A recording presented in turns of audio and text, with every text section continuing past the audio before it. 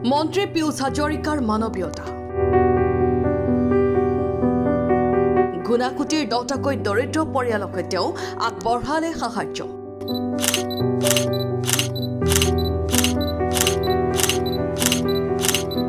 27 জুনত ব্ৰজপাত পৰি 17টাকৈ গৰুৰ মৃত্যু হৈছিল এই অঞ্চলত।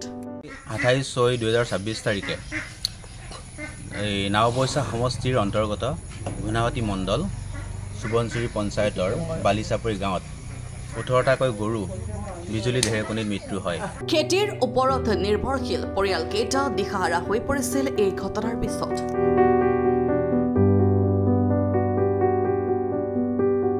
এই খবৰ লাভ কৰি মন্ত্ৰী পিয়ুষ হাজৰিকাই ক্ষতিসাধন হোৱা 10টা পৰিয়াললৈ আগবঢ়াই 10,000কৈ আৰ্থিক সাহায্য।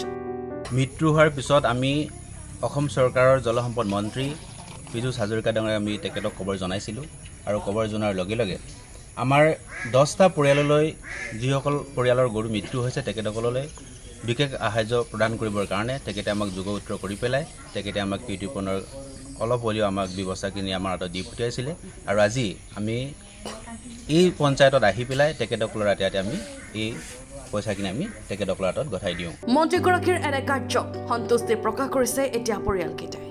আজি মাননীয় অসম চৰকাৰৰ মন্ত্ৰী পিয়ুষ হাজৰিকাৰ ডাঙৰীয়া আৰু লখিমপুৰ বিধানসভা সমষ্টিৰ বিধায়ক মানৱ ডেকাৰ যিটো তৎপৰতাত আমাক বজ্ৰপাতত মৃত্যু হৈছিল গৰু 17টাকৈ বালিচাপৰি গাঁৱত এইখিনি একে দুইজনৰ যিটো প্ৰচেষ্টাত ফলত আমাক ক্ষতিপূৰণ দিব বিচাৰিছিল এইটো আমি অক্ষম হৈছোঁ আৰু পাইছোঁ। ইতিমধ্যে গুণাৱতী মণ্ডলে আমাক হাতে দিছে।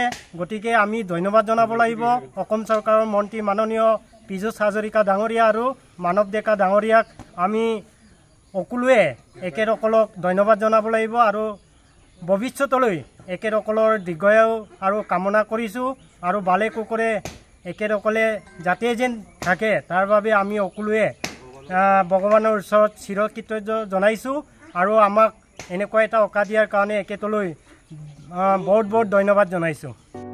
Bureau' report Lakhimpur today.